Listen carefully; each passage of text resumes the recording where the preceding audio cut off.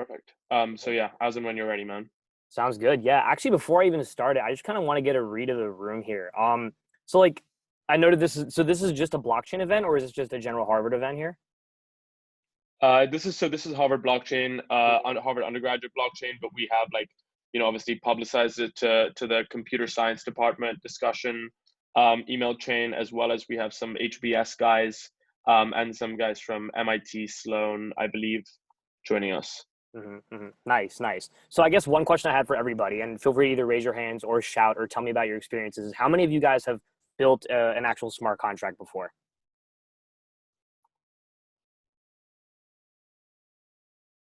You guys can feel free to like raise your hands or you can shout. Doesn't matter to me.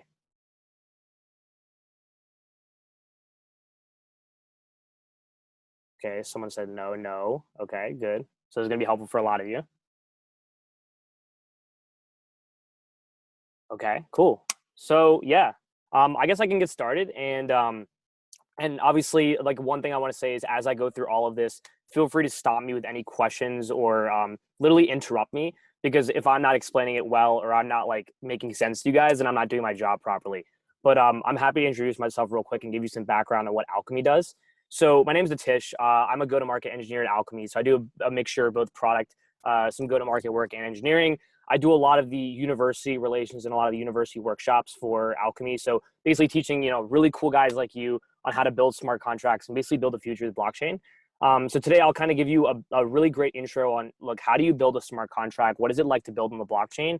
And how can Alchemy really help you build some of the really cool decentralized application ideas you're either thinking about or may think about in the future? And just kind of give you guys a core foundational experience on what it's like to build on the blockchain.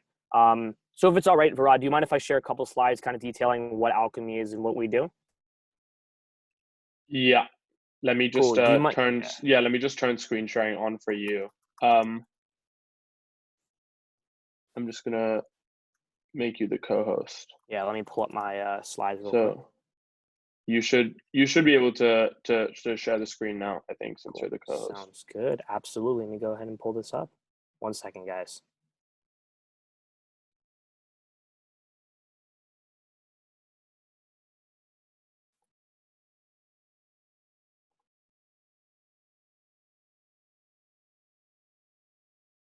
Cool.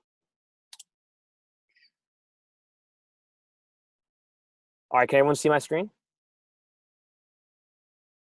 Yes. Okay, cool. Yeah, Great. perfect. Sounds good. So, what is Alchemy and why are we here to talk to you guys today? So, long story short, Alchemy is really just what's known as a blockchain developer platform or a blockchain infrastructure platform. We exist here to help people like you across either, whether it's college students, folks who are older, anyone who's looking to build on the blockchain to be able to do it really seamlessly, effectively, and in a data correct and scalable way. So, current solutions that exist out there or previous to Alchemy, it was really, really difficult to build on the blockchain in a really effective way. And we are here to basically allow you guys and provide you guys a free and very best in class way to build the best, applications you can on the blockchain. So, a lot of like our customers include very top Ethereum, as well as like multi-chain applications. You've probably heard of the big names before, like OpenSea, DYDX, Aave, Sushi Swap, a lot of these different, either protocols or decentralized applications. We power all of, these folks, PWC as well as over 70% of the top Ethereum applications. But we also have support for many different chains. You guys may have heard of different layer twos and layer ones, things like Optimism, Arbitrum, Flow, Polygon, crypto.com, etc. So we do a lot of support across all those chains, and we're only growing our chain support quickly. I know a lot of folks are talking about Solana these days. That's definitely something we're thinking about in the pipeline. So and I know actually there's been a precedent for building on Solana. So today my talk will be to basically teach you guys how to build on Ethereum, which is the main chain, and really teach you guys like the ins and outs of how a smart contract works and how you can build. So feel free, as I'm kind of going through this slide deck, to get your computers out. If you want to sign up for an alchemy.com account real quick so you guys can get access to the developer platform, feel free to do that if you want to follow along with me. And I'll also take you through the whole process as I go. But let me see here. So basically, kind of the impetus, and this is actually our sales deck, so I'm going to skip a lot of these slides and just give you guys the really good stuff. But the short end of it is that basically there's been 3 technology shifts in the past 50 years. And that is the computer, the internet, and the blockchain. And the computer is a really interesting building block in a paradigm that allows machines to follow instructions and execute them at scale. And this was really revolutionary for us to build on-premise software. Microsoft Excel, Chrome, Cisco, etc. Then we had the internet come along, and this was a really, really interesting paradigm where, so the underlying protocol, the HTTP protocol, allowed us to machines to exchange information peer-to-peer and globally. And obviously, this has engendered literally everything we use today. The application I'm literally talking to you guys on today hasn't been engendered because of the internet. And now we're seeing, as you guys all know, this really interesting building block and paradigm called the blockchain, which is not just a place where machines can exchange information, but also exchange value. And this is a very core tenet to how computers can make commitments to each other and really like enable a new paradigm shift of how we live today, essentially. And what is the Alchemy vision? The Alchemy vision really is that, let's start with the PC we talked about. So with the PC, there was this core infrastructure that underlied how we build software, which is what we know as RAM and CPU and the hard disk. You would normally interact with these sort of underlying primitives using, very low level kind of techniques like system calls, file descriptors. It was very difficult to understand how do you actually interact with the underlying infrastructure that exists on the computer. Back in the day, you had to use these like little punch cards, open up terminals. It was just a horrendous experience until this really smart guy named Bill Gates came along and built what's known as the operating system. And now obviously the Mac with the Mac OS. This was a really beautiful abstraction layer built on top of the hard disk and the operating system, the other hard disk and the CPU, to be able to allow people to build stuff on top of the computers. So as we talked about, on-premise software like Excel, Chrome, that was all basically being able to be built because the operating system exposed a really beautiful interface to the underlying core infrastructure that allowed tons of developers to build on top. And obviously we know, Microsoft and Apple are two of some of the biggest companies in the world today. We saw a similar thing happening on the internet. Obviously the different, so the underlying infrastructure here is the HTTP protocol, FTP, SMTP, TCP, IP, all these kind of different underlying protocols, which you do not need to know, luckily, because someone, really smart named, Jeff Bezos came along, first built the shopping business, but obviously then AWS kind of spun out as actually a really core part of the business to Amazon, actually dictates 2/3 of Amazon's bottom line today. The shopping business actually only dictates a third of their bottom line. And obviously AWS has provided the really easy infrastructure as a service to avoid people having to go out and buy their own servers to have to, spin up, they basically have to spin up their own servers to build the internet. Now, folks like Netflix, Palantir, Amazon, Uber, can all build on top of the internet because they can rent out infrastructure from Amazon Web Services and lease out server space as well as compute to be able to build really interesting applications. And obviously, if there are any more questions on how these things work, always happy to answer them at the end. Or if you just want to shout, interrupt me, please feel free to do that. Because like I said, if I'm not explaining this well, I'm not doing my job correctly. And then lastly, we talked about the blockchain here, right? So the blockchain is really interesting because it's this decentralized database, this immutable decentralized public database that allows to build applications and abstractions at the top of the chain.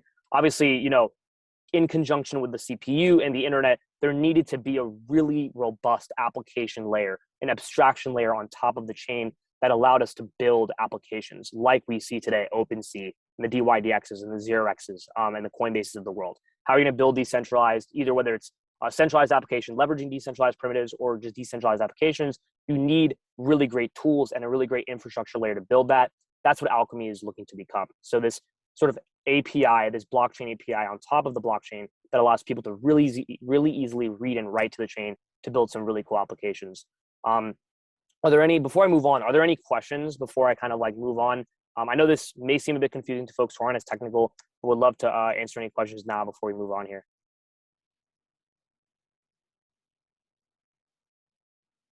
Cool. Sounds good. I'll take that as a no, but then again, feel free to stop me anywhere else. And also feel free to drop your questions in the chat as well. If you guys aren't able to talk, no worries at all there. Obviously, and I'll skip through some of these slides now. So like obviously leading blockchain developer platform, we have some investors, blah, blah, blah. That's all great. Power some really cool stuff like some of the top crypto companies, NFT revolution. So every time, for example, you sell or you either mint or you transfer an NFT or sell an NFT on OpenSea, under the hood, you're actually interacting with Alchemy to read and write that data to the chain. Because like, how do you keep track of like all that transaction history? You need to write to the blockchain. To write to the blockchain, Alchemy is that really beautiful protocol layer that allows you to do that. A lot of DeFi. We power over $35 billion in on-chain transactions a year. 50 million users and devices, 99% of countries. We want to bring blockchain to 1 billion people. We can talk about the product lifecycle, but I definitely want to get to the really fun stuff, which is smart contracts. I'm going to skip some of these slides here. And I think one of the core things to highlight is that the general reason why we're here and helping you guys today is because the major challenges that exist on the blockchain are not only just the lack of developer tools, but this idea of node infrastructure, right? Building on the blockchain, previous to Alchemy or just in general today, is like, going back to 1991 and trying to build a website. Like I talked about, you'd have to like have punch cards and spin up these terminals. And it was just a really primitive process. And with, bare bone pick and shovels, really primitive tools, you can build, things like stone huts, but they're not going to look very pretty, right? The analogy here is that, today, or I guess previous to Alchemy, we had these stone picks and shovels, these tools which weren't really helpful and robust. And now what Alchemy is doing is we're bringing you guys bulldozers to build skyscrapers. So really robust, scalable, and data correct applications that are going to just empower your journey, either as blockchain developers or as blockchain entrepreneurs and founders. And we really want you guys to bring blockchain to the world. So we're here to power you guys to do that.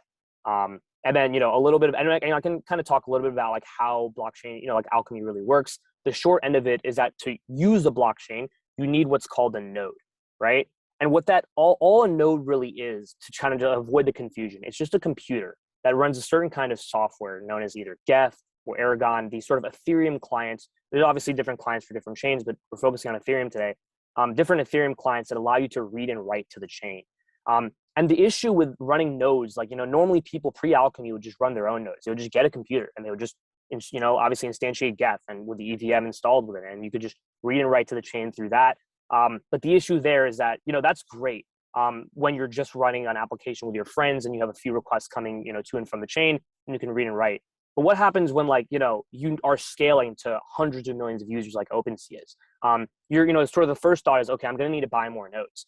The issue with buying more nodes, especially if you're experiencing a lot of traffic really quickly, is that buying more nodes requires you to resync those nodes. First of all, pay for hardware, get hardware, pay for server access, and essentially sync all your nodes, which could take weeks upon time, right? And like I said, like nodes take weeks to sync. Node client upgrades can break functionality. Since obviously blockchain is moving so quickly, every time a new update is made to Geth or a new update is made to any of the software, you're gonna have to resync all your nodes manually. And doing that manually is a really tough process. And then nodes will go down, right? Like even if you try to throw a load balancer on top of those nodes, for those of you who are more technically inclined, there's actually a lot of data correctness issues that sort of are incurred when you try to just like sort of parse out and kind of partition requests across different nodes, which we can get into later. But the whole idea is that Alchemy's Supernode API, or kind of our core product, allows you to get instant scalability with nodes. So, you go from 10 users today, and maybe you have Justin Bieber tweet about you in a really awesome tweet. You get 100 million users for your NFT or something. I mean, that's a little bit ambitious. Maybe like a few thousand users. Going from 10 to 1,000 users by yourself is a ton, right? Because you have to buy all these nodes. You're probably going to end up breaking if you just get tons of requests coming in a very short time frame. So here, Alchemy really allows you to get that scalability instantly, because we have this really robust, not just node infrastructure, but also a blockchain engine in total to be able to give you the most data correct, real-time and scalable data. We talked about, right? Like, if, traffic spike, nodes crash. I can get into the data correctness sort of paradigm a little bit further, but just the general gist of it is we talked about, what can happen, right? If you just put a load balancer, you're like, okay, I'm getting a lot of requests. I'll just throw a load balancer behind the nodes. I'll be able to partition my requests across different nodes to get those nodes to serve up those requests. Sounds all good in practice, right? When you're dealing with a Web2 system, because all servers are synchronized with each other in real time every second. On the blockchain, that's just not the case. Every node is, right, like blockchain is an asynchronous system. For those of you who kind of, are a bit more technical in nature, each node has their own perspective on the blockchain, because we talked about blockchain is a decentralized system. So every node stores their own copy of the blockchain. The issue is that if every node is storing their own copy of the blockchain, you're making requests to and from the blockchain. If you're using a load balancer, you can queue your request to one node that has one perspective on the blockchain, but then the next time you queue for that same sort of data, you might go to another node that has a different perspective on the blockchain, which results you as a user getting back different responses for the exact same request, even if you're, like, no matter what, right? So you can make the same request, you're getting back different responses. That makes a whole, like, really poor user experience. You don't want that for your users. And so there's a lot more that needs to be done under the hood to enable data correctness on the blockchain. We sort of established this consistency layer that makes sure that no matter how many times and how often, as long as you're going on your pricing plan, you make requests to the blockchain, you're going to be getting that same data back in real time and in data correct ways. So there's some examples we can walk through here, but I'll kind of finish up here now. This is kind of a diagram of our architecture in total, kind of blockchain engine as we spoke of. We have some really awesome products like building, monitoring, notify. We have all these different products if you guys want to get into it, but we're going to be focusing mostly on the Supernode today. So kind of the core product that allows you to just build smart contracts. And yeah, we also have some really awesome tutorials I can send out later. So like our fellow friend, my friend Albert at Alchemy, he's one of our developer advocates who makes really cool videos on the stuff I'm talking to you about today. So if any of you guys can't follow along, or like, you're not able to like get some of the stuff that we were able to use today and you can't follow along total, you can feel free to watch this video that I'll send out afterwards, which will literally detail everything I'm telling you right now in a video format. So happy to always send that to you. And we also have really cool tutorials. Like a lot of you guys want to know how to make NFTs. We have that and talk to us, right? Before I move on to like the actual smart contract stuff, I just wanted to pause to see if there are any questions before I moved on to kind of the good stuff.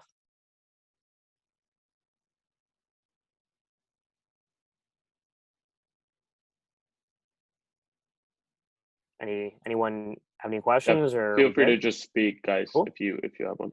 Yeah, or you can just drop them in the chat if you guys don't feel comfortable speaking. Totally understand.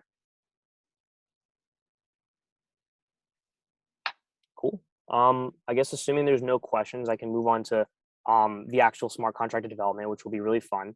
So I guess one thing I did want to get a sense of before I jumped into smart contract development is like how many of you guys understand like how just in general like deploying like smart contracts work in the blockchain? Like even though you maybe have not built stuff yet, do you guys understand like the idea of like immutability on the blockchain, et cetera? Just want to get a read of the room so I know how in depth to go versus not. Okay, yes, we have some yeses. Okay, nice, nice. We have a no. Okay, great. No. Okay, nice. Okay, we have another no. Right, sounds good. So it seems like a lot of you guys are pretty savvy already, actually, but some of you guys are still newer. So I'm definitely going to take the time to go through like how we go about this, and we can get started right now. So what we're going to be building today is really what's known as our Hello World smart contract. And for those of you who are programmers, you know that kind of whenever you start your programming journey with a new language or a framework, you kind of the canonical example for your first thing that you build is what's known as like a Hello World, something that logs Hello World to your console or like, your interface to kind of just, demonstrate the ability to like build something really cool. So today we're going to make a really simple smart contract, super not complex. Even if you're not technical, it's very easy to follow along. To guys just demonstrate to you like what is it like to go about deploying that actual thing to the blockchain. And then from this foundation, it'll be really great because you'll be able to build on this and build really complex smart contracts that do awesome things and maybe even come out with the next kind of OpenSea or something if you guys want. So I'll go ahead and dive into how this really works and we can get started here. So I'm going to be taking you guys through this Hello World smart contract tutorial today. Like I said, all on our website, our docs are there. Always happy to go through. And by the way, Virat, do I have a hard stop at 6 or are folks able to stay longer? I mean, I think people can drop as they need to. There's no hard stop, but I think for the interest of everyone getting the most out of it, it'd be great if we cool. Yeah, we're like wrapped up sort of around that. Cool. Sounds good. Yeah, I'll kind of go till 6 and then after 6 I'll leave if there's any questions. Feel free to stay on and ask me. Yep. Sounds good. So yeah, why don't we go through this today? So like I said, first thing we're going to do, we're going to be using a few tools within this tutorial. So we're going to be basically deploying a smart contract on what's known as a Ropsten test network. You can think of this test network as just sort of a fake version of Ethereum. This allows for that, like, as you guys know on Ethereum, you have to like do a lot of things like paying gas fees to run your smart contracts, basically paying for computational work. That actually costs real money. So we don't want to have to you guys like pay real money in this. So we're using a test network that uses fake money. And like, you can use that today. If you guys want, you guys can actually already get some sort of Ropsten test ETH from what's known as a Ropsten faucet. I'll walk through that in a bit. We're also going to be using some tools, like if you guys have a MetaMask wallet, that's really important for the purpose of signing a lot of the things that you need to do, right? Because in order to deploy to the blockchain, you need to actually sign transactions and write to the blockchain. You need to use a virtual wallet like MetaMask to do the signing itself. We're going to be obviously using Solidity, which you guys know, I'm sure is the kind of canonical programming language for Ethereum. Hard Hat, which is an integrated development environment and compiler tool for blockchain. And then obviously Alchemy, which is sort of the node infrastructure provider here. And like we said, there's two versions of this tutorial. You can use either Hard Hat or Truffle. They're both development environments for building. We're going to be using Hard Hat today just because it's a bit newer and has some more robust plugins. But obviously, for those of you who are familiar with Truffle, we actually have a separate version of the tutorial using Truffle. So the first thing is that we're going to actually go ahead and connect to the Ethereum network. And in order to do this, we need to actually go ahead and use Alchemy. So I'm going to go ahead to my Alchemy account here, and I'm going to log in. Now, obviously, like most of you are just going to probably be signing up. I already have created an account, so I'm going to go ahead and log in. Let me go ahead and do that right now. And actually, what I'll do is let's see. I'll create a new app just for the sake of this. So I will delete the old app that I used because I've done this tutorial before. And I will create a new app to kind of walk through how to go about creating an app on the dashboard. So yeah, so first thing we do is we actually just sign up. If you guys are already signed up, then first thing we're gonna do is create our app. The reason we want to create like an app on the dashboard is so we can get our actual API key. This is kind of the interface that allows us to transmit as well as read and write information to the blockchain. So what we're gonna do is we're gonna go to the create app page, and we're gonna hover over apps in the nav bar. And then we're gonna name our app Hello World or whatever you want to name it. And then we're gonna select staging for the environment and choose Ropsten, right? That test network, that fake Ethereum network for our development environment. So we're gonna go create app. Like I said, stop me if you guys have any questions, if any of this is confusing. But we're gonna go to Hello World, and we're going to go ahead and call this, just like Hello World smart contract. And in our environment, we'll go ahead and put this into staging, and we will deploy this on the Ropsten test network. Now, still remember, this is like still the Ethereum chain, but this is just like a test version of the Ethereum chain. So you still want to be on the Ethereum chain, but under the Ropsten test network. Sorry to cut please. in. What's the difference between Ropsten and the other like 3 or 4 in that drop down, in the network drop down? Absolutely. Great question. I'm glad you asked. So long story short, these are all pretty similar in nature. They're just different. They just have different consensus mechanisms. So for example, Garley uses a proof of authority. Ropsten is a proof of work testnet, which kind of is more common with Ethereum. Right now, Ethereum is in the proof of work state. I know a lot of them are, there's a lot of talk about proof of stake and these other consensus mechanisms. For the sake of simplicity, Ethereum today is using proof of work. So Goerli uses like a proof of authority, which is basically like a much more centralized version of a blockchain, simply because people want stuff done fast when they're testing. So like you don't really need like a decentralized testnet. You just want like something that like to be able to test stuff on. And then you've got like Coven with proof of authority. You've got Rinkeby. So basically, to answer your question, the fundamental difference between all these testnets is that just they're using different consensus mechanisms. So today with Ropsten, we're going to be using an actual proof of work consensus mechanism to kind of mimic Ethereum most closely. So we'll create the app, and now we have that in our dashboard. Obviously, my fun username and strike 2. So then we've done that now, and we're going to go ahead and create an Ethereum account. So, for this tutorial, we're going to use MetaMask. And if you guys don't have MetaMask, you can feel free to like use it and download it really quickly. Shouldn't be long. It's just a Chrome extension. You'll have kind of your own public address that's associated with your account. Think of a public address like your email address on the blockchain. So like you want to send stuff to people, this kind of address will be your unique identifier. And yeah, so we'll go ahead and create the MetaMask account. If you already have some, which seems like you got a lot of guys are savvy, so you guys already probably do. You can go ahead and switch to the Ropsten test network on your wallet, and you'll see that if you do have some test ETH, in this case I've already have some, you'll be able to do this tutorial. If you don't, we're going to walk through how you're going to get that test ETH real quick. Like I said, stop me with any questions. And then what we're going to do is, like we said, so let's say most of you probably do not have any test ETH if you haven't built yet, so you have 0 ETH here. What you're going to do is you're going to actually navigate to this Ropsten faucet here. So if you go here to this faucet, you'll see that you can basically just do the exact thing I talked about, the address, right? So we can go here, we can paste our address in, we can confirm with this CAPTCHA that we're human. Let's see if I can figure this out. Okay, so if this is going to take too long, I'm just not going to do it, but I'm assuming this is another airplane. Okay, great. So then we can go ahead and send the Ropsten ETH. All right, I'm not going to do this, but you get the point. You can basically just for the app name. So good question, Caleb. You can just put anything you want. I named it Hello World, but you'll eventually, obviously you'll send the Ropsten ETH and you'll get your test ETH, right? And what'll happen is it'll actually show up in your wallet here. And once you have your test ETH, you can feel free to move on. And for the sake of time, I'm not going to go through all that CAPTCHA stuff. They have really hard CAPTCHAs, so sometimes I miss them. So first thing we're going to do, right, is like once we get our Ropsten ETH, you want to check your balance. I do want to walk through this example just because it's going to help you guys understand like how do you go about making requests to the blockchain. So we're going to use this really great no-code tool called the Composer tool that we built, which basically allows you to make a JSON RPC request to the blockchain and get your balance or whatever information you're looking to get. Basically, JSON RPC, you can think of it as another sort of type of protocol, a procedure call that is a bit more robust than HTTP, but is primarily the kind of mechanism we use to communicate with the blockchain. So what we're going to do is we're going to go to our Composer tool. We're going to see that we're on the Ethereum chain. Our network is obviously going to be the Ropsten testnet. We're going to get our balance, right? So we want to get the balance to see whether we actually have our test ETH. We're going to go ahead and we're going to paste our address in this Composer tool here. And then we'll get the latest block number. We'll send our request and we will get back a response And we'll notice that, obviously our JSON, our PC 2.0, that's a version, our ID 0, and we get sort of this hex kind of number, right? And you're wondering what that is. This is kind of this is the balance that you get back. And to actually translate that, we can go ahead and do a hexadecimal converter. Since this is in hex, which is sort of a different format of writing numbers, you actually paste the hex number. You can see that, okay, we have this much GUI, or kind of like a different unit of Ethereum. It's essentially similar to how much, it just confirms that, see, we have 15.59. If we move all the zeros over, we'll see that we have like 15, 59, and then a bunch of other digits at the end.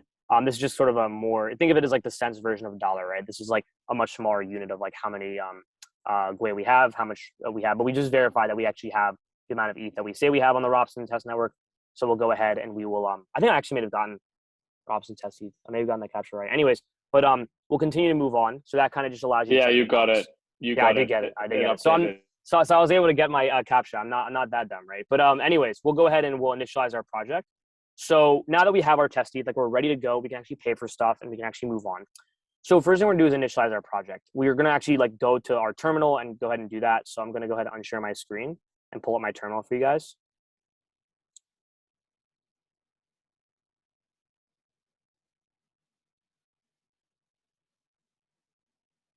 Okay, cool. So in your terminal, you'll be able to basically, I'm just gonna go into my desktop.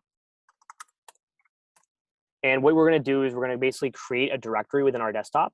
So you'll use a make-dir command in Linux to do so. So we'll just make dir hello world. Now, if we can notice that, all around here, we have our hello world directory. We're gonna actually go into our hello world directory using the cd command. So we're actually in our directory. And then what we're gonna do is basically install npm. npm is basically just kind of like a version of Node that allows us to run and execute projects within JavaScript. A lot of our client script is going to be written in JavaScript, so we want to be able to execute that using a Node environment. So we'll go ahead and run npm init. I actually just prefer to use npm init with the flag yes, just because it allows you to bypass all the questions that they ask you. So we'll go ahead and install this. We'll see that I think it has been installed. Yep, road to users, hello world package JSON. So within it, we will actually instantiate a package JSON file, and we'll see that all this has been run. If you did npm init without the yes flag, you have to answer some questions, but you'll essentially get a version of this in your terminal. And then once we've done that, we can actually go ahead and download Hardhat. So first thing we're going to do is we are going to install Hardhat. So we'll basically run npm install, and like notice, right? Like for those of you who are not as development oriented, like these commands are literally all just written in the tutorial, so you can just copy and paste. It's pretty easy. We'll go ahead and npm install our Hardhat. So we will install this, and as we're waiting for this to download, I'll kind of go ahead and move on to like what else we're going to do. So we're going to go ahead and wait for this. Inside the Hello World project folder, we're actually going to run npx. This is just another command to allow us to get some of our config files. So we're going to wait for this to download. Oh, by the way, if you see any of this stuff, like I know it kind of looks like harmful. For the sake of like our very small DApp, you don't actually have to worry about any vulnerabilities. You can feel free to run npm audit or npm audit fix. Probably not going to do anything, so just don't worry if you see this message. Nothing's going to happen to you. I don't know why I copied that, but now we're going to go ahead and do is run npx to get some of our config files going. So, and this will allow us to configure our plugins. So we're going to notice that when we run this, there's a few options that come up right here. What do you want to do? Basically, what we want to do is generate an empty hardhat config.js, right? Because our goal is we want to instantiate some config files. This is basically just like all the settings that allow us to configure like what's going on in our environment. And so then what we're going to do is we're going to select. So we're going to go down here and create an empty hardhat config.js. You can use the arrow keys and then click enter to do so. So you can create your config file. And then what we're going to do is going to add some folders just to hold our contract itself, and then some scripts that we're going to use to deploy. So we're going to we can just copy and paste literally from here. And we can go ahead and run make your contracts and make scripts. So if we go ahead and view our contracts or our directory, we'll notice that we have a contracts folder, and we also have a scripts folder for both their respective use cases. So, a lot of you were like, okay, this was like a ton of setup. What the heck? Like, I actually want to go ahead and write some Solidity. Now it's time to actually go ahead and write the Solidity. So before I move into that, are there any questions so far on actually writing this, like, on any of the development stuff, on any of the hard hat stuff, any of that? Going once, going twice. Cool. Sounds good. All right. So we'll move on. So now we're actually gonna go ahead and do the cool stuff like write our contract. So we can use any of our favorite text editors. Like a lot of you like to use Atom, maybe Sublime. I like to use VS Code. You can really use whatever you want. But we're actually open up our project. So what I'm gonna go ahead and do is I'm going to actually CD out and I'll open up VS Code. So should be opening up here. So now we'll see in our text editors, we have a few things like our package.json files for our node. We also have a hard hat config file as well. And we have our contracts folder, which has nothing in at the moment, and our scripts folder, and then some of the node modules that we use as part of the node client. And what we're gonna go ahead and do is we're going to actually paste in this code, right? So a lot of you like to just write the code yourself, but we're gonna go ahead and paste in some code so I can describe to you how this all works. So first thing we're gonna do is I'll actually move some of my screens around here, and we'll go ahead and within the contracts folder, we're gonna create a new file called hello world.sol, which is basically like the Solidity like file. It's a Solidity extension. You can feel free to go ahead and like from the extensions download some like cool highlighting tools that use Solidity. For the sake of this tutorial, we won't. So when I paste the contract code in, it'll highlight my stuff really nicely. For you, it may just have a bunch of white text. You'll have to download like an extension from VS Code to just make it highlight better. And so I'm just going to save this. And I'm going to go ahead and quickly, line by line describe what's going on here. It's a really simple smart contract, and we do this for the sake of like allowing you guys to really understand like the development and not have to worry about like all of the intricacies of Solidity. The long story short, what this does, this kind of line here, is that this allows us to sort of instantiate our compiler version. So actually, it's funny in blockchain, since it's moving so fast, there's literally always versions of compilers that are coming out like every few months from the development community. So this actually, that's why we have this sort of greater than or equals to sign here, which basically allows us to say like, okay, if there are any compiler versions that this contract is using over version 0.7.3, we're going to be able to like still, this contract will still be compatible with those compiler versions. So we just want to say like, hey, we know that there's going to be updates, so we want to make sure that we're accommodating that. Then we're actually going to get into the contract itself, right? So this phrase here defines the actual contract object, hello world. And like we talked about, a contract is just a collection of function and its data, which is the state. And then once it's deployed, obviously the contract itself will rely at some, it will reside at some sort of specific location on the blockchain, right? And you can obviously feel free to use this link to learn more. But the general gist is, right, like this contract is an immutable contract, which means that not only like, while the variables themselves can point to different things and kind of the memory can be cast to different things, the actual logic itself and the memory that the contract takes up on the blockchain is completely fixed. So this is why, like, when we talk about immutability on the blockchain, when you write a smart contract to the blockchain, you officially cannot change the code, which, can actually cause some issues. And that's why there's a lot of cutting edge innovations like upgradable smart contracts that exist. But for the sake of this tutorial, we're gonna keep it really simple and just focus on a smart contract. But this is all gonna be basically written to the blockchain when we deploy it. This here is what we call an event, or it's an event logging, or it's in Solidity is known as emitting. Basically, what this is that smart contracts and events are just a way for us to communicate that something happens. So for you, those of you guys who do like traditional vanilla development, you may use like print statements or console logs to debug your code and and kind of see where the control flow is. In obviously in blockchain, we can do something similar using an event keyword, which basically allows us that whenever a certain event happens, we can use an emit keyword, for example, down here, to basically broadcast to the outside environment away from the blockchain that, hey, like this thing happened. And that's really helpful because, like, let's say OpenSea wants to, take an event, like someone minted a smart contract. You can emit an event that someone, sort of minted a smart contract, and the front end can receive that and sort of have an event listener listening for any emits. And then once it gets a kind of message that says, hey, maybe Nitish, emitted he minted a contract, then the front end state will update accordingly. So this event keyword is really helpful for us there. And then, all we're going to basically do is just super simple stuff. We're just going to instantiate a string called message, which is going to hold a message for us. Like I said, we can change what this message points to. So whether it points to a certain type of string or maybe a variable or whatever, it can point to like different, it can point to hello world. It can point to like hi, whatever it may be. But the actual memory itself, the actual variable, you cannot delete the message variable. You can only just change what it points to. And then obviously we have a constructor for this contract, right? So for those of you who are similar, like familiar with constructors, basically just constructs a smart contract and will pass in an initial message that we might want to, point the message variable to. And as we can see, we'll set the message variable equal to whatever message we decide to pass in. And then lastly, we also have a nice little update function here, which basically takes in a new message, stores the old message in a new kind of string of variable. We'll update the message with a new message, and then obviously can emit an event outside of the blockchain with the old message and the new message to kind of, display to the user or the client, like, hey, here was the old message, here's a new message, just letting you guys know that the message was updated and here's like the new change in state. So this is kind of exactly how the contract works. Very simple. But I'm going to move on. And if there are any questions, feel free to stop me. But this is a very simple contract. And the majority of this tutorial is focused on like, how do we actually get the smart contract onto the blockchain? So lastly, what we're going to do is, we've created a MetaMask wallet, an Alchemy account. We've written our smart contract. Now we have to actually like connect all of these different things. So how are we going to actually like sign the thing? How are we going to go ahead and write to the blockchain?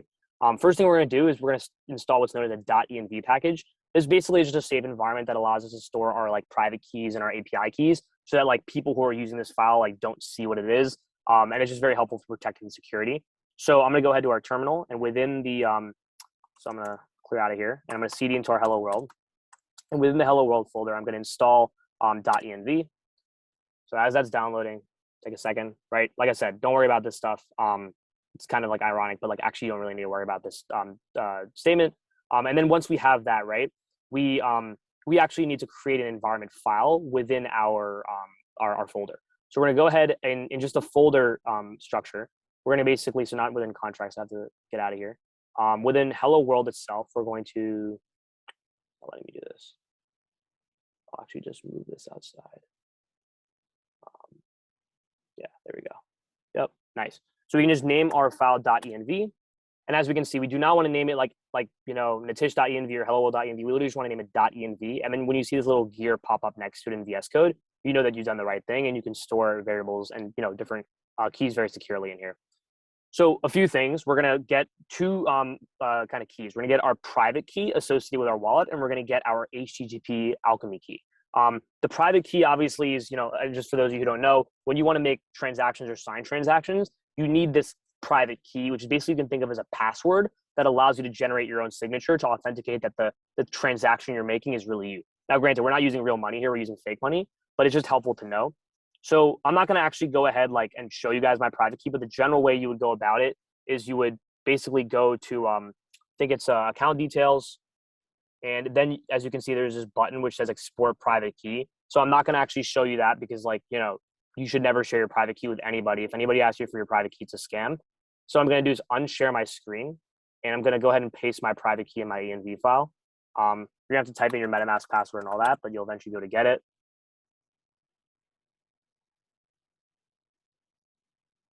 So I'm going to go ahead and do that just in private here.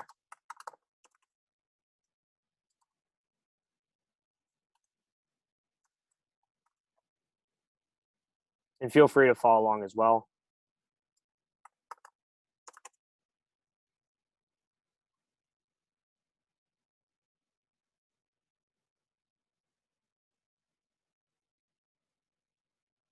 Cool. And so once we've done that, I'll go ahead and reshare my screen.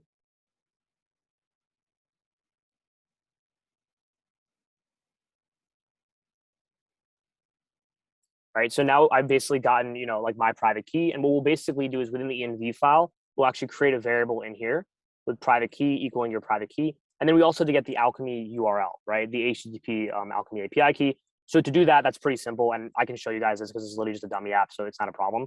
But basically, we'll go to view key, and we'll see that there's two versions. There's an HTTP key, and there's a WebSocket sphere for like pushing and then pulling. We're going to use the HTTP key, which is the most kind of simple one. And then what we're going to do is, I'm not going to show you guys this process because it has my private key in it. But we're going to go to our env file, and we're going to create a variable called API URL, and then paste in our API key, which was the one that I just copied, right? The HTTP API key. So I'm going to go ahead and unshare my screen again and run that real quick.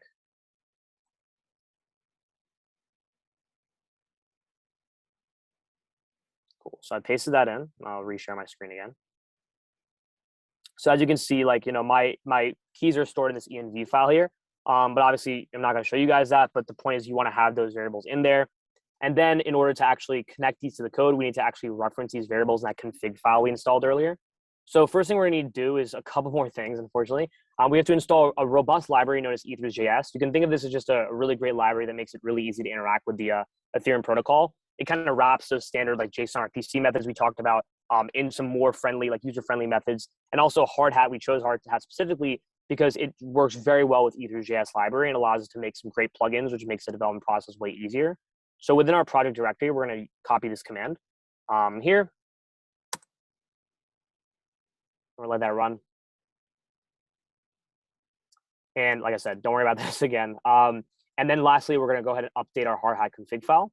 So if we go to our hard hat config, we notice that there's some primitives in here, and there's some there's like basically a JSON payload which kind of defines some variables. What we're going to do here is we are going to basically just copy and paste this. So we'll see that the first thing we're going to do. So if we actually copy and paste, we'll see the difference here is that we still have that type import.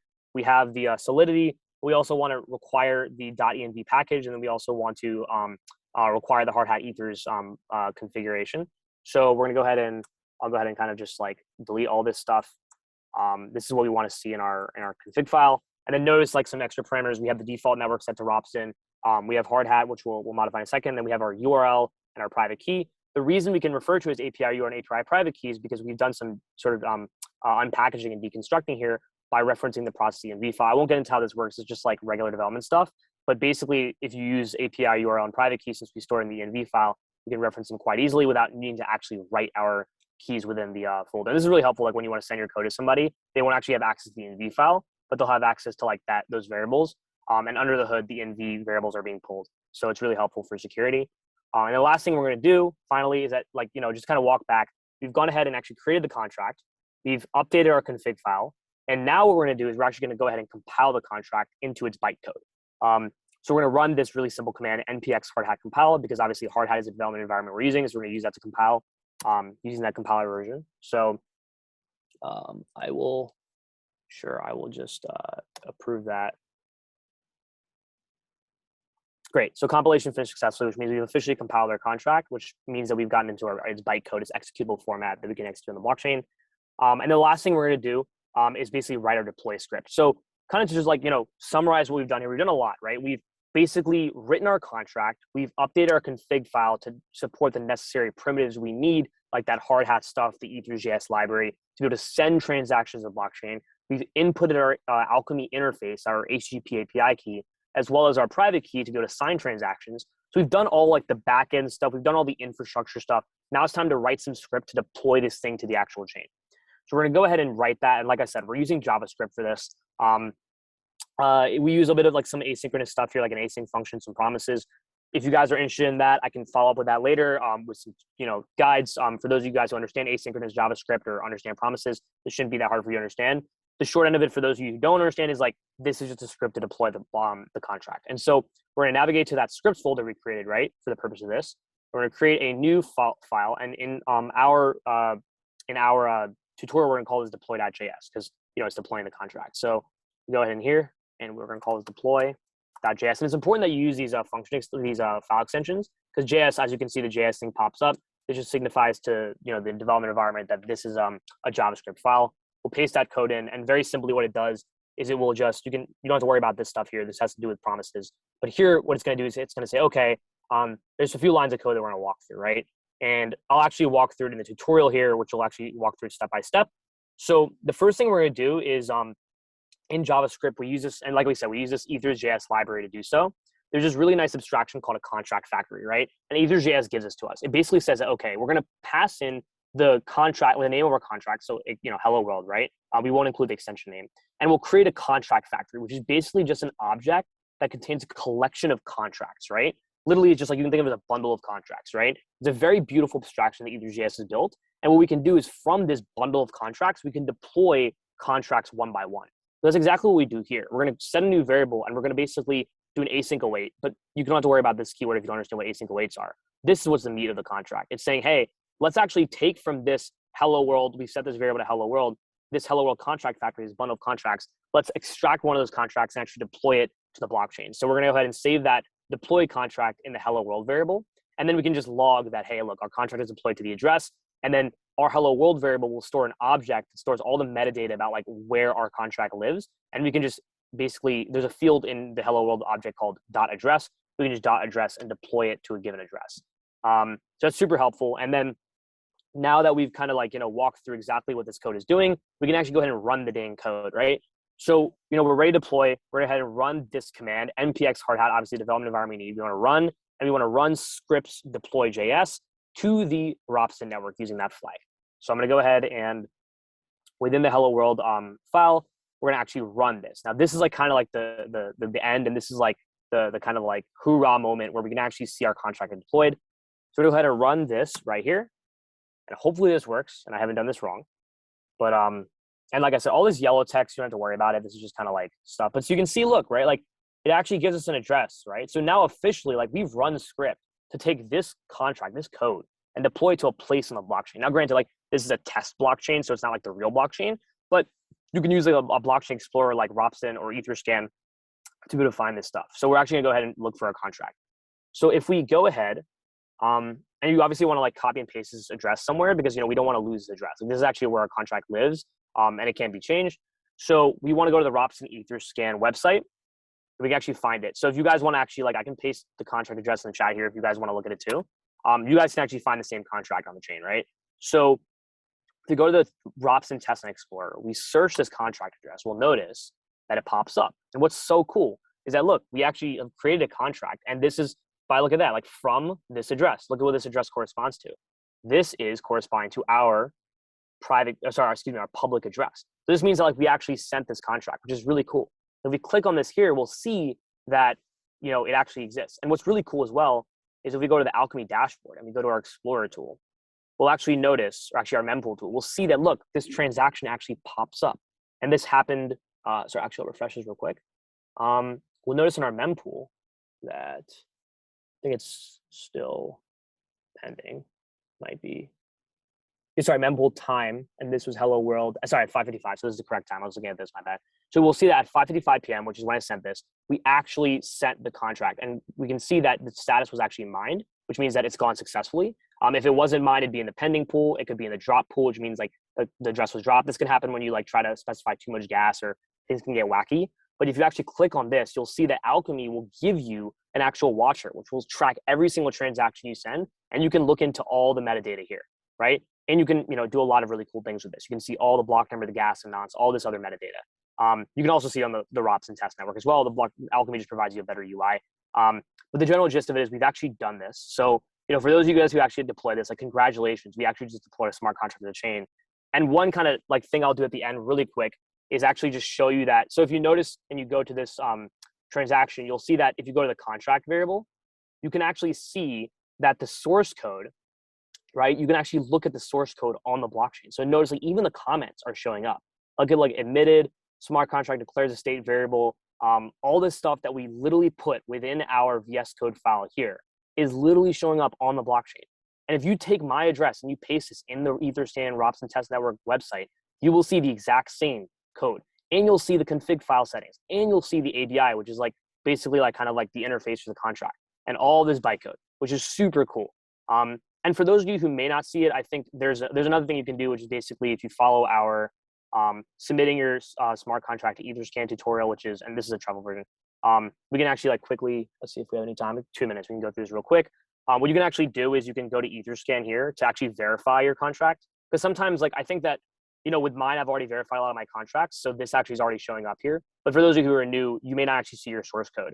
And so I'll go ahead and sign in real quick to kind of explain how this works. Hopefully this capture won't take me through a ton of things. So what you can do actually is you can go to this API key variable, right? So if you go down here, you go to this API key tab. This is basically just like your account on the Etherscan network. And you can see that you get this API key token, right? So you can do a lot of like interesting stuff here where you can basically submit your smart contract to the chain. I notice we're running short on time, so I won't go through all of this. But the general gist is if you basically within your env file, paste your Etherscan API key. Don't worry about this part because this is do a truffle. And then you go ahead and run this command. And then you also include some statements. You'll actually be able to run this last command and then verify and obviously put your contract address, which is why we're saving that contract address in the beginning, to the chain. We'll actually see that, you can actually go ahead and verify your contract and you can see the source code. But since we've already verified a lot of code in my previous contracts, we can see that we literally can see all our source code, which is like the coolest thing in the world. And there's a lot of really interesting stuff you can, so imagine kind of stuff you can do when you create way more complex smart contracts.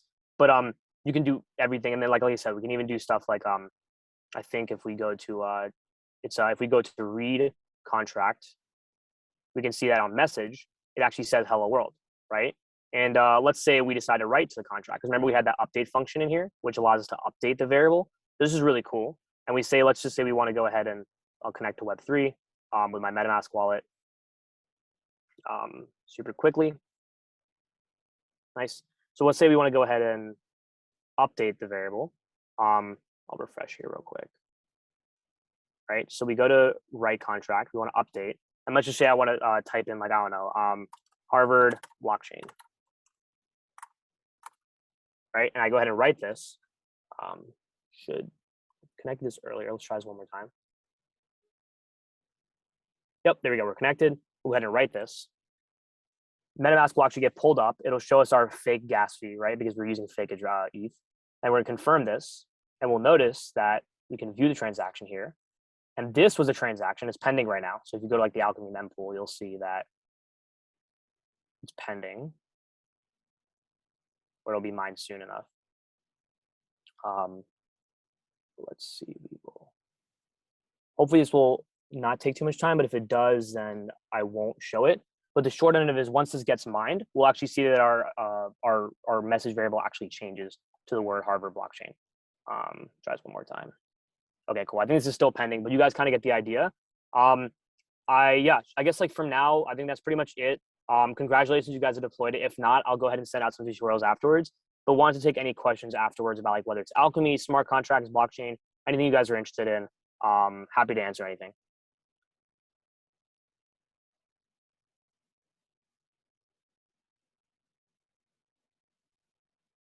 Yeah, feel free to chime in again, guys, wherever you kind of want. Hey, Nitish. Thanks so much for taking the time. That was super useful. I just had a couple questions on how you see the industry evolving. So congrats on the Alchemy raise, first of all. Do you feel like there are other large competitors to Alchemy? And yeah, how would you map out kind of the alternate sources of blockchain infrastructure? And then two, why do you think no one else had done this before Nikhil and the team? This seems like an obviously important building block for Web3. So I'm curious why it wasn't there before that. Yeah, no, these are all super good questions. And basically the short end of it is, and then I also see Alyssa's questions, so I'll also get to yours right after yours, is like basically a few things. So the first question is like, what other, sort of providers are out there? Obviously the first alternative that would be the most intuitive to use is just like run your own node. We talked a bit about why that may be hard, especially in the context of scalability. There are other places out there you can get node providers, like there's Infura, there's QuickNode, there's a lot of these other kind of providers. One of the things that we do very well is like basically two things, right? So we don't just think of ourselves here as like a node provider. If you go to Alchemy's page or you kind of like look at our tools, we actually have tons of different developer tools other than just node infrastructure. So we have this mempool that allows you to track every single transaction. We have monitoring analytics tools. We have these enhanced APIs, which actually allow you to get like, let's say you want to track all the history for an NFT, you can do that with the trace API. You want to get, imagine you can track all the transactions that Vitalik sends. You can use the transfers API. So we have tons of different robust suite of developer tools, monitoring analytics, enhanced APIs that really allow for Alchemy to be a much sort of more value-added solution than some of the other folks. The kind of biggest thing for us, though, on the node infrastructure side is actually what kind of I glossed over a little bit earlier, but I can go ahead and pull up the slide deck one more time. Is basically has to do with that. Let me see if I can find the slide deck. I think I may have deleted it. But basically, yeah, I'll go ahead and pull it up. But the short end of it is that it has to do with data correctness. So a lot of times we talked about in blockchain, when you want to like traditionally request information from the blockchain and try to throw a load balancer behind it, if you try to make a ton of requests, you're probably going to get back different responses, since that, if you just try to construct a general layer. So if you go here, you see that under this slide, right? See right here, right? We'll see that if you try to make different requests to different nodes in the blockchain, you'll see that they come up with different responses, right? And so a lot of the existing providers, we actually like, I'm not super sure how Infura is like handling this, but we know that Alchemy for a fact has by far had the most data correct API that exists on the market. So basically, if you know for a fact that if you're making requests, especially at a very rapid rate to the blockchain, you will always be getting back consistent and reliable data through this very beautiful consistency layer we've architected, known as like we call it like the Vox Node quorum here. It basically allows for that like if you're making requests to different nodes, normally you would get back different responses for the same request. With Alchemy, we make sure all nodes establish, or we have an API that sort of exposes an interface establishing a consensus on what node is the kind of the canonical node to follow on the blockchain, which allows us to have data correctness. So that's kind of the answer to your first question. Is mainly it's like our data correctness and our reliability, which is obviously exceeds all of our other kind of solutions on the market. But also number two, it's our suite of developer tools that provide a much more value add than just a node infrastructure provider.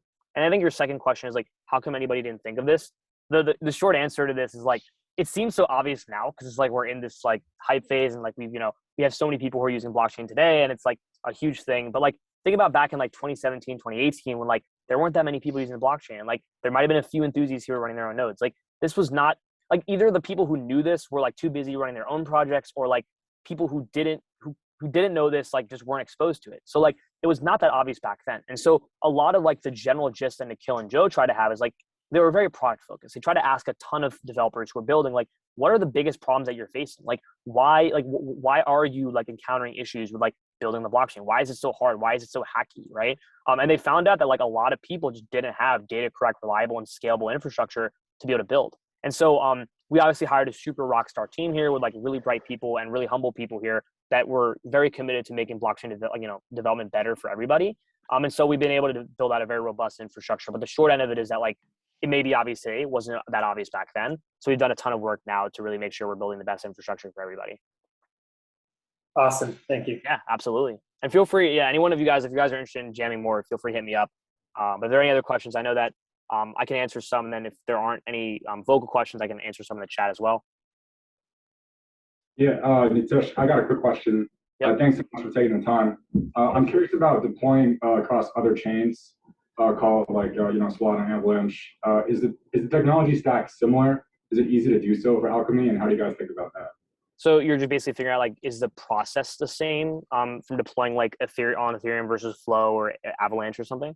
Right. Yeah. I guess like how easy is it to deploy Alchemy's existing stack across other chains, and if it's not easy, what's that process look like for you guys? Absolutely. Yeah. So I can't speak for Avalanche because we're not currently supporting them, but for our other chains like Polygon, Flow, Optimism, Arbitrum, and Crypto.com, very easy, right? Like we've basically, on the back end, we have a lot of instantiations and implementations of the various clients that we need to make the blockchain development process very easy for folks who are developing on these different chains. So the short end of it is that like we have very robust documentation. In fact, like before I even came to Alchemy, it was by far some of the slickest documentation I've ever seen. But if you go here and you look at some of our products, so like you can go to, let's just say Flow, for example, you can see that actually a better example. Yeah, actually go to Flow. So you can go ahead and get started on Flow and you'll see that we have a beautiful dashboard for Flow. Obviously I haven't built anything on Flow yet. And also in addition, if you're interested, you can actually go to docs.alchemy.com, which you can also access through the front page, but I'll just make it easier for you. And you can also see that we have docs for not just like, Flow and Polygon, right? So we have Flow docs. We also have beautiful Polygon docs, which allow us to, so it's going to load in a second, right? Which will allow us to give us a ton of API documentation to the different methods that we can use. And generally, like, our tutorials are Ethereum centered. So all the tutorials you see here on like how to create an NFT, they're all built on Ethereum, but you can effectively repurpose any of these tutorials for Polygon or Optimism or Arbitrum or Flow very easily through referencing our documentation. But in terms of our overall support and scalability, pretty much runs consistent across all the chains. Got it. That's super helpful. And then I guess just on a chain like Solana, where it is coded in a different language, like fundamentally different language, how do you guys think about supporting that in the future, if at all? Yeah, you're asking like the kind of trajectory. What do we think about in terms of the Solana ecosystem? Sure. Yeah. Yep. 100%. And so, yeah, I mean, Solana obviously generating a ton of hype right now. A lot of people are interested in using it. There's both really great benefits and drawbacks to building on Solana. Right now, it's currently in the pipeline. We're thinking about like, sort of, we know Anatoly, we're thinking about like, talking about like a Solana partnership down the line. Nothing sort of finalized yet or in the works, but could be very possible that we support Solana in the future. It's definitely something that our customers have been requesting a lot. And if it's one thing that we here at Alchemy are very obsessed about, it's like listening and really honoring what our customers ask for and say. And so Solana is something that we're definitely thinking about down the ecosystem. Thank you. Hi, thank you for coming. I have a question just kind of on the general industry and like smart contracts in general. So who exactly uses smart contracts and what are their use cases? And also like, it seems that they're not that common right now. Like we're still kind of living in a very centralized world with Yeah. theories. So how do you see, like, what's the process going to look like of just stuff becoming like more decentralized in general? Yeah, these are all like super good questions, guys. Like you guys are asking amazing stuff. So basically the short end of it is that like today, a lot of the use cases range from basically a few things. The first being obviously peer-to-peer currency. So if you want to like, buy Ethereum or you want to buy Bitcoin or just generally you want to buy cryptocurrency, you're going to have to use sort of, protocols to be able to do so. On Ethereum, let's say you want to be able to run these smart contracts, like what would you use them for?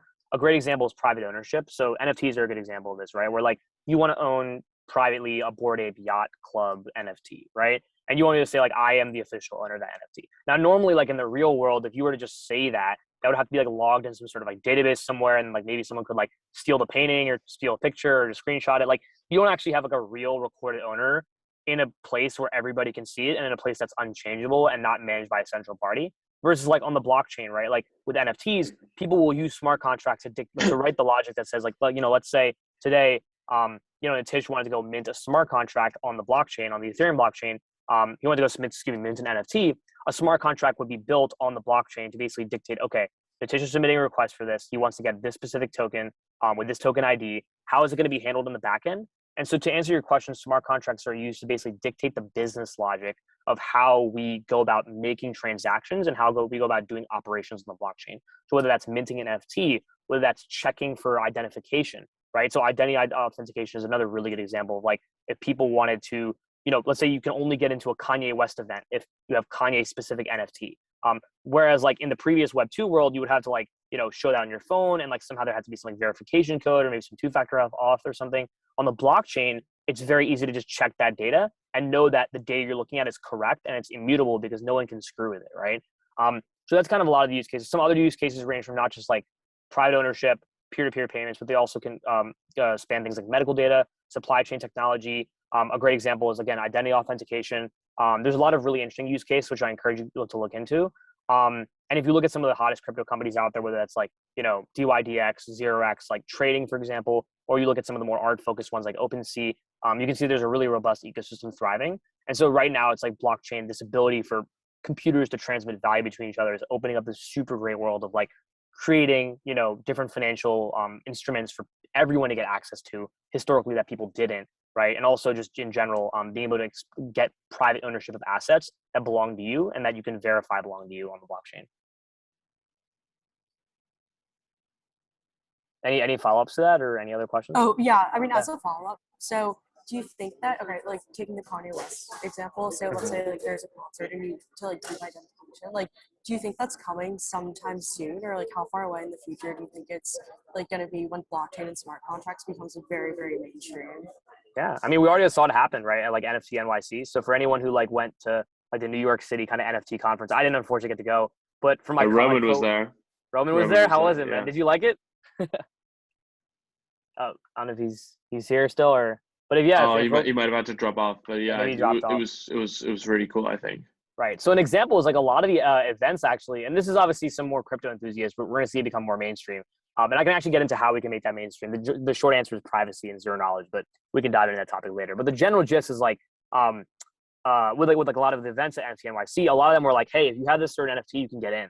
If you don't have it, you can't get it. And so like, there's a lot of these people who are trying to pioneer this ability, which frankly is a way better ability to be able to verify authentication to a certain event using some sort of non-fungible asset. Remember, NFTs don't have to just be like drawings of squiggly tokens and like crypto kitties. Like non-fungible tokens at their core are just record of ownership of a unique digital asset. That can mean like record of ownership of where you went to school or record of ownership of like a certain deed to a land, right? Like it can really be anything. And so a lot of like people, even at NFT NYC, were using NFTs to authenticate access within a certain VIP club event, which I thought was really cool. So there's already people who are trying to pioneer this. And I think like what it's going to take to kind of just follow up on the privacy question is like, how do we bring privacy to the blockchain? How do we enable so that like people, because today, right, like all of crypto money today is essentially casino money, right? Like you're not going to finance your house using crypto. And that's because like people are not comfortable storing their bank details or a lot of their sensitive financial data on the blockchain because anyone can see it.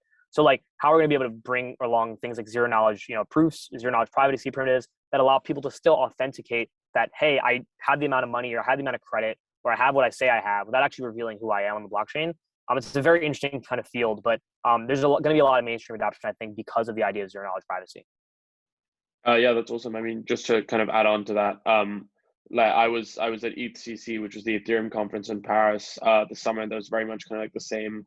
For a lot of the events, you kind of like had to have an NFT, like a particular NFT to kind of like get in. So I mean, it was cool. It made it kind of annoying because you couldn't like really sneak into like the Uniswap party or something. So I think anyone trying to do that like kind of struggled a bit because you couldn't fake a ticket. But like conceptually, it's really fantastic and super exciting. And on the Uniswap stuff, there's like I can ping you. Sorry, I can't remember who asked the question. But if you, Caroline, I think it was you. But if you DM me, I can like ping you some stuff. Because I'm pretty interested in the like zero knowledge snark. Kind of the development of stuff there. Vitalik has got some really cool stuff written on like the math part of it. Which I don't totally understand, but there's some other stuff on how things are developing as well. So I'd be happy to send this across to you. Yeah, actually, feel free to include me in that as well, because I'm trying to learn more about zero knowledge as well. The math behind it is very complex, but the short end of it is like it just zero knowledge proofs allow you to basically prove something about yourself without actually revealing like what the data is. Like I can prove to you that I'm a Stanford student without actually revealing like who I am as a person, which is kind of cool.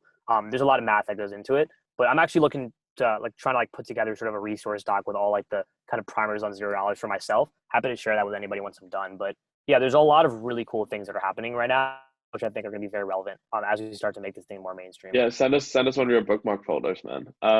yeah, I have all these bookmarks, right? So many of them, but yeah, like I have tons of stuff on like fintech and blockchain and a lot of my bookmarks. So I'll compile some stuff for you guys. But any other questions while we're still here? Not really a question. Just want to say really appreciate your presentation. Very thorough. Learn a ton.